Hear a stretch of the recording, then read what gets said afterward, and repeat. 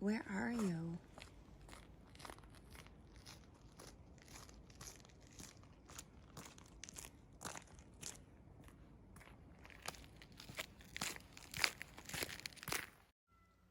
Brian Shaffer has been missing for over 14 years. He was a medical student at Ohio State University. He was born February 25th, 1979 in Ohio. He was raised by his parents, Randy and Renee Shaffer.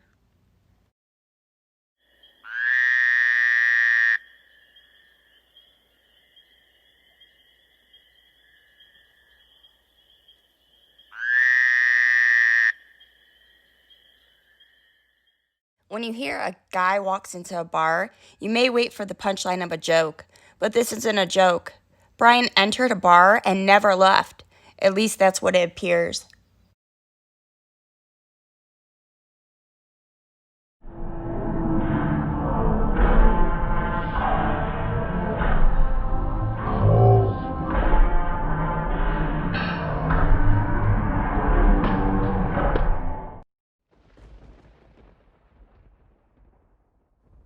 At around 9 p.m. on March 31st, 2006, Brian met his friend Clint Florence at the Ugly Tuna Saloon in downtown Columbus.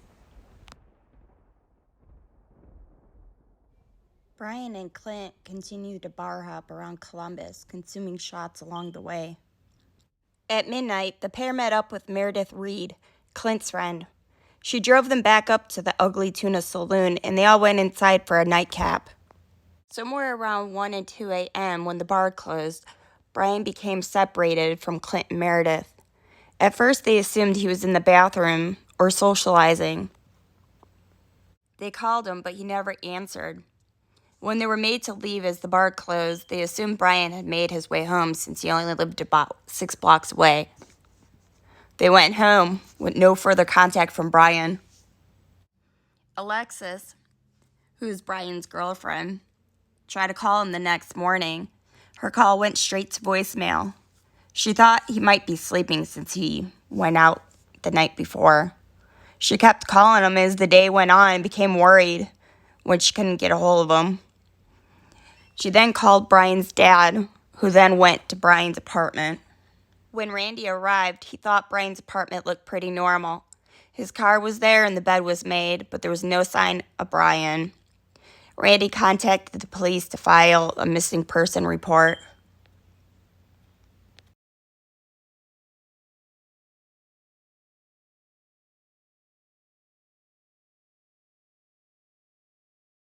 Police began investigating right away.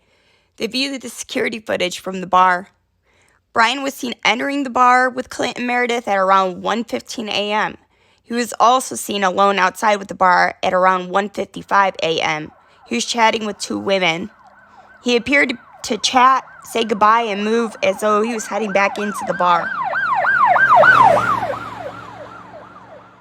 The bar closed shortly after the footage, and Brian was not seen on CCTV again. There was one exit that was not covered by CCTV. There was a lot of construction going on in the area at the time, and one exit led to a service door.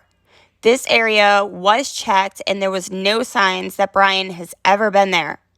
Police also viewed the footage from other nearby bars in hopes of tracking Brian's movements, but he was not seen on those footages either. Dumpsters were searched, and the sewers were even checked for any signs of Brian, but nothing ever showed up.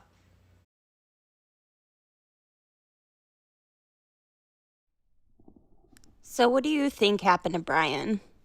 Could he have staged his own disappearance? He did write on his MySpace page, "I really love music, and this whole doctor thing is really just a job until I could get my band together and put out a record. I want to own an island someday, or at least a beach, so I could listen to Buffett all day and drink margaritas with my senorita." Alexis called Brian's phone every single night before she went to bed, in hopes that one day that he would answer. and every night it went straight to his voicemail. But in September, 6 months after Brian disappeared, the phone rang. It rang 3 times. Nobody answered, but it still rang. She contacted the police, and they pinged the phone to tower in Hilliard, a suburb 14 miles northwest of central Columbus. Nothing else came out of this lead, though. Unfortunately, Randy, Brian's dad, passed away tragically. In September 2008, almost 2.5 years after Brian disappeared, a large storm hit Randy's neighborhood. He stepped outside to try to clear some debris, and he was struck by a fallen tree. His neighbor found him the next day. The Columbus Dispatch hosted Randy's obituary online. Friends and family members posted their tributes. 3 days after his death, this tribute appeared on the website. Dad, I love you, Brian, from the U.S. Virgin Islands. Police thought that it was a hoax because they found out the message had originated from a public computer in Franklin County, Ohio. But was it really Brian? Is he really in Ohio?